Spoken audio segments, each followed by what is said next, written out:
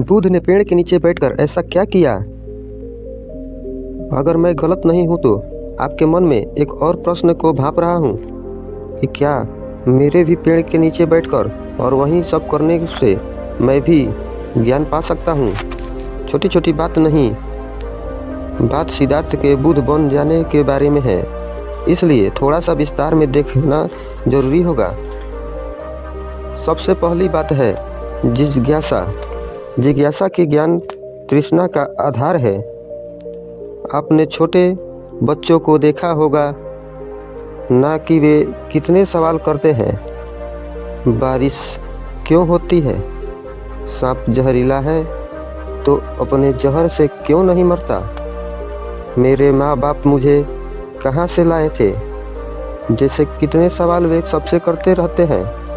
उनके लिए ये सब जानना पढ़ाई जैसा बोझिल काम नहीं है, अपितु उनके लिए नए संसारों के दरवाजे खोलने जैसा है। परंतु बहुत कम उम्र में ही उनकी जिज्ञासा पर वार किया जाता है। सवाल मत करो, फालतू बातें मत पूछो, पढ़ाई पर ध्यान दो। जिज्ञासा को खत्म कर दिया जाता है। बचपन से ही करियर, नौकरी, विदेश, तनख्वाह के फेर में उन्हें डाल दिया जाता है। फिर भी बच्चे के दिमाग में आता है कि कोई आविष्कार कर दिया तो प्रसिद्ध और अरबों रुपए मिलेंगे। लेकिन इस प्रलोभ में बहुत अधिक निश्चितता जुड़ी हुई है। क्या पता कि कोई नया आविष्कार ना कर पाए? क्या पता कि नए अर्जित हुए ज्ञान का कितना आर्थिक मूल्य लगे या नहीं? इसलिए इन सब लालच की वजह से शोध करना संभव नहीं है। जिज्ञासा और उससे उत्पन्न ज्ञान तृष्णा ही आपको उकसाती है। जवाब ढूंढने के लिए न्यूटन को जिज्ञासा हुई कि चीज़ें नीचे क्यों गिरती हैं। बुध ने जब वृद्ध, बीमार और मरते हुए लोगों को देखा तो वे भाव विहीन हो उठे। उन्हें जिज्ञासा हुई कि क्या जिंदगी से दुख खत्म हो सकता है।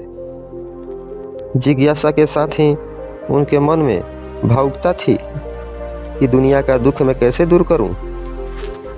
दूसरी बात है बुनियादी ज्ञान, जो बिल्कुल ही निरक्षर है।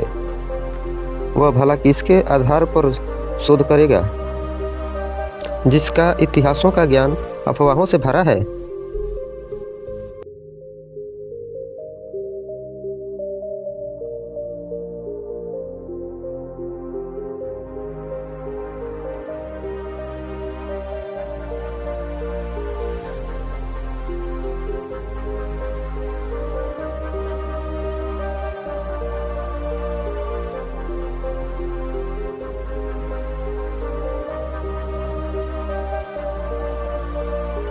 जिसे देश के समस्याओं का सही जायजा नहीं, जो सरकारी काम के आंकड़े और रिपोर्ट देखना नहीं जानता, वह उचित राजनीति विचार कहाँ से लाएगा। जिसमें भावुकता नहीं, वह अध्यात्म कहाँ से पाएगा। बुध महाराज राजमहल में तो केवल सुख और ऐश्वर्य देखा। जब वे बाहर निकले तब उन्होंने दुनिया को पूर्ण रूप से देखा। सुख के साथ ही दुख को भी देखा। तभी उन्हें आभास हुआ कि कोई समस्या है।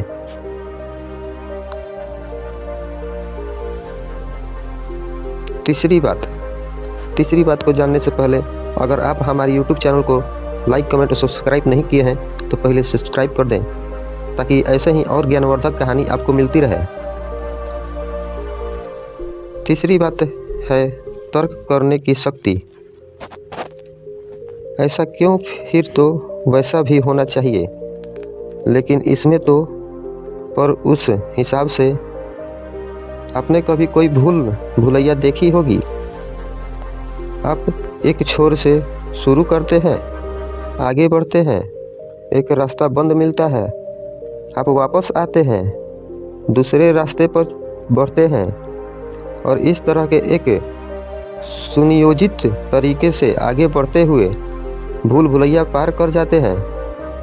यही बात सुडोकू पहेली, पुलिस के लिए कोई हत्या पहेली या जीवन की पहेली पर भी लागू होती है।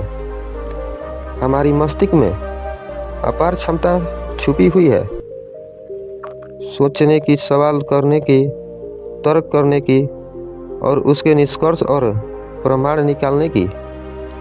कुछ बुनियादी ज्ञान अगर हमें हो तो हम अपने दिमाग में व्युत्पत्ति के माध्यम से आगे बढ़ते हुए उचित स्तर ज्ञान पहुंच सकते हैं।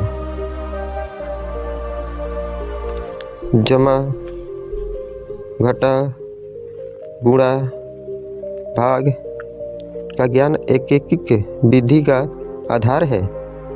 एक विधि प्रतिशतता का आधार है। कुछ बुनियादी सूत्रों के आधार पर ही हम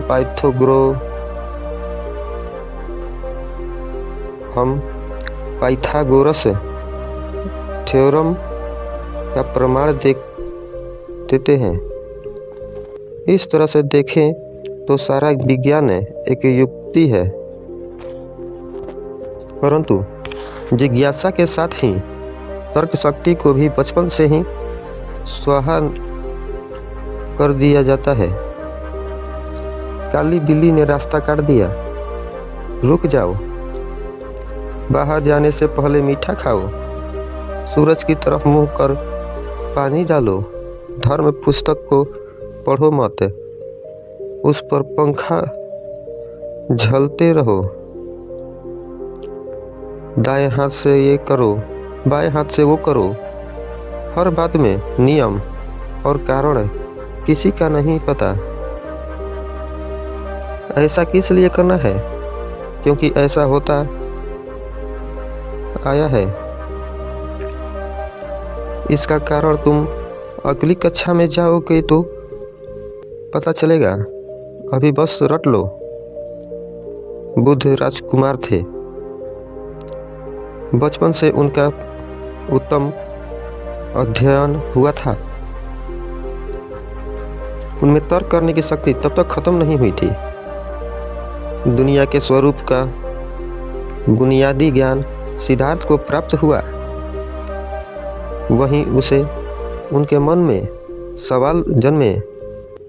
इस तरह जिज्ञासा और भावुकता की वजह से सिद्धार्थ को ज्ञान की प्यास हुई और वे एक वैज्ञानिक की तरह मौजूदा ज्ञान का आकलन और विश्लेषण करने लगे। अपनी तर्क शक्ति से आप बौद्ध शास्त्र देखेंगे तो आप में यही पाएंगे कि ऐसा करो वैसा करो जैसे आदेश हो, और उपदेशों की बजाय उसमें कारणवाद स्पष्ट दिखाई देता है। तर्क का उपयोग किया जाता है, उदाहरण के लिए गए हैं, समरूपता खींची गई है। 5वां, इस ज्ञान की खोज और तर्कपूर्ण विश्लेषण के लिए जरूरी था चिंता, और वह भी एकाग्र चिंता। बैठकर उन्होंने चिंतन किया। बाकी सब जगह से दूर पेड़ के नीचे बैठकर वह चिंतन एकाग्र चिंतन हुआ। आपको जब परीक्षा की तैयारी करनी होती है, आप भी वहीं शांत जगह पर पढ़ते हैं ताकि पढ़ाई पर ध्यान केंद्रित कर पाए। अपने कमरे का दरवाज़ा बंद कर लेते हैं, फ़ोन को अपने से दूर रख देते हैं ताकि अपने दिमाग को इधर उधर भटकने से रोका जाए। बुद्ध राजकुमार थे। राजमहल में रहते तो कौन उन्हें यूं एकाग्र चिंतन में लीन होने देता। इसलिए वे पेड़ के नीचे बैठ गए। कहा जाता है कि न्यूटन को भी तो ज्ञान पेड़ के नीचे ही प्राप्त हुआ, क्योंकि वहाँ अकेलेपन में वे एकाग्र चिंतन में खोए हुए थे। बुद्ध की ये कहानी यहीं पर समाप्त होती है।